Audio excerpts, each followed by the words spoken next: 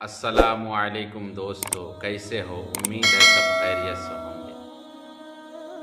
आज मैं आप सबके सामने एक सबक आमोज़ वाक़या सुनाना चाहता हूँ।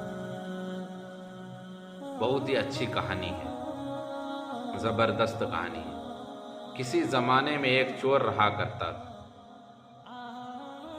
वो चोर बादशाह के महल में चोरी करने के लिए गया।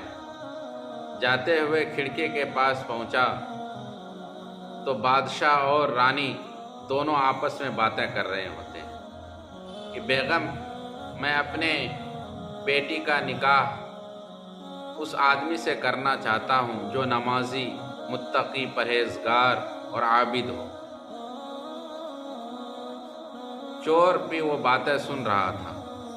देखो, हमें किसी दूसरों की बात नहीं सुननी चाहिए। दूसरों की बात सुनना हराम है, नाजायज़ है, गलत बात है।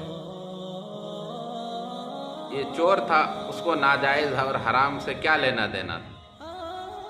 चोर ये बातें सोचकर ये सुन रहा था। चोर सोचने लगा, क्यों ना मैं ही आबिद बनने का और जाहिद बनने का नाटक करूं और शहजादी का निकाह मुझसे हो जाए। उसने चोरी करने का ख्याल दिल से निकाल दिया और धोखा देने पे उतर आया।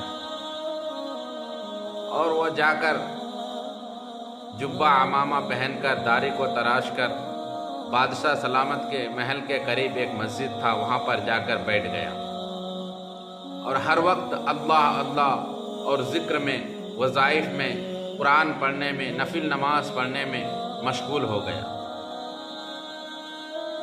अब ये बात पूरे मोहल्ले में आम हो गया। सभी कहने लगे कि भाई, हमारे मस्जिद में एक आबिद और जाहिद आए हैं जो हर वक्त नमाज में, कुरान में, वज़ाइफ में, ज़िक्र में मशगूल रहते हैं। मस्जिद से बाहर बहुत कम ही आते हैं, हर वक्त अल्लाह अल्लाह करते रहते हैं। पूरे शहर में मशहूर हो गया। यहाँ तक कि बादशाह सलामत के महल में भी बात पहुँच गई। बादशाह सलामत को जब ये बात पहुँची तो बादशाह सलामत ने अपने वज़ीर को ये मशवरा देकर भेजा कि जाओ आबिद, उस बुज़ुर्ग आबिद के पास बादशाह सलामत की बेटी शहज़ादी का निकाह उनके पास रिश्ता के लिए बात करके आओ। तो वज़ीर उस बुज़ुर्ग आबिद के पास मस्जिद में आए और उस बुज़ुर्ग से बात की। कहने लगे, बादशाह सलामत ने मुझे इस पैगाम से भेजा है। उस आबिद ने पूछा, पैगाम क्या है? तो वज़ीर ने सुनाया कि बादशाह सलामत कहते हैं कि अपनी बेटी का निकाह वो आपसे करना चाहते हैं।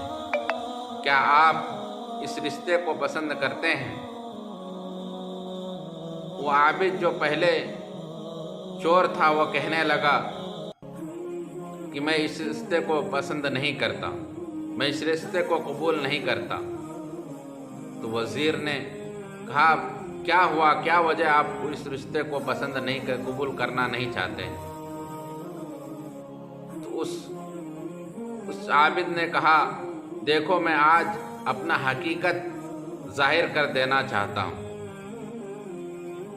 बहुत दिन की बात है, मैंने बादशाह की महल में चोरी करने की नीयत से गया। बादशाह और मलिका रानी की बात मैंने सुना कि वो अपनी बेटी का निकाह एक आबिद और जाहिद और मुत्तकी से करना चाहते हैं।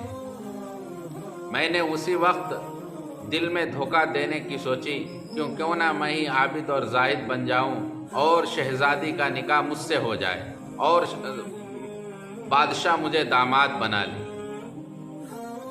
जब मस्जिद में आया और अल्लाह की इबादत करने लगा तो मेरे दिल से ये बात निकल गई और दिल में सिर्फ अल्लाह बस गए, सिर्फ अल्लाह बस गए दिल में, और ये बात जहन से निकल गई।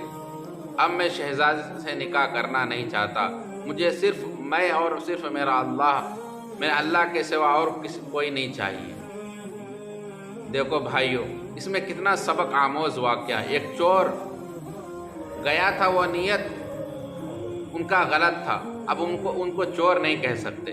وہ عابد، مطلب وہ ان کا نیت پہلے مطلب دھوکہ دینے کا تھا.